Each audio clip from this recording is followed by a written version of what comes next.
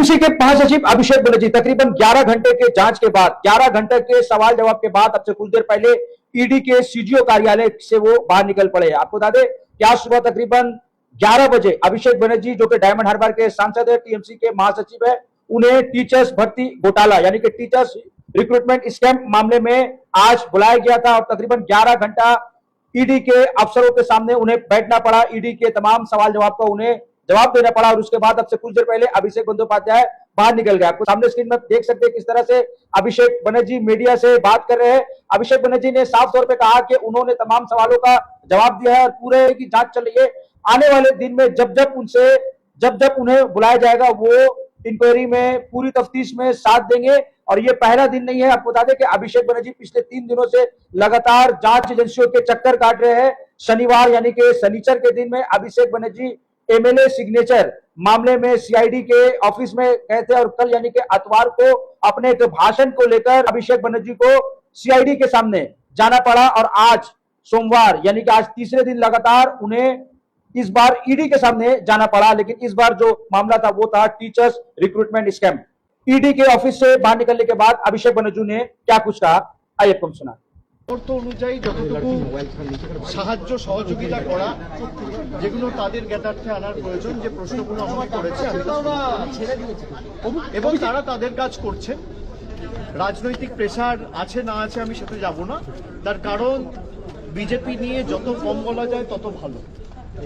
একদিকে দল ভাঙানির খেলা, আর একদিকে বিরোধী শক্তি যারা লড়াই করছে মাথা নত না করে তাদেরকে কি করে দমানো যায়, তাদের ধমকানো যায়, চমকানো যায়, তাদের ভেঙে গুড়িয়ে দেওয়া যায়, কার্যত বিরোধী শূন্য করে দেওয়া যায় পশ্চিমবঙ্গকে, সেই চেষ্টাই গত 1 মাস ধরে করা হয়েছে।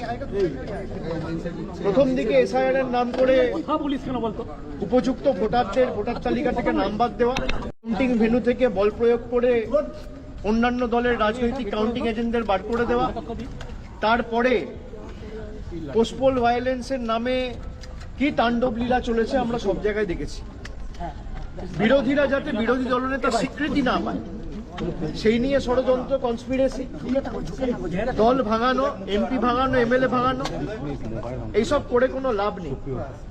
তারা ভেবেছিল যারা এজেন্সির ভয়ে এদিক ওদিক চলে যাচ্ছে মমতা বন্দ্যোপাধ্যায়ের সাথে বা মানুষের স্বার্থকে সামনে রেখে যারা লড়াই করছে, আমরা হয়তো চলে যাব, দমে যাব, মাথা নত করব, আত্মসমর্পণ করব, বিকিয়ে যাব।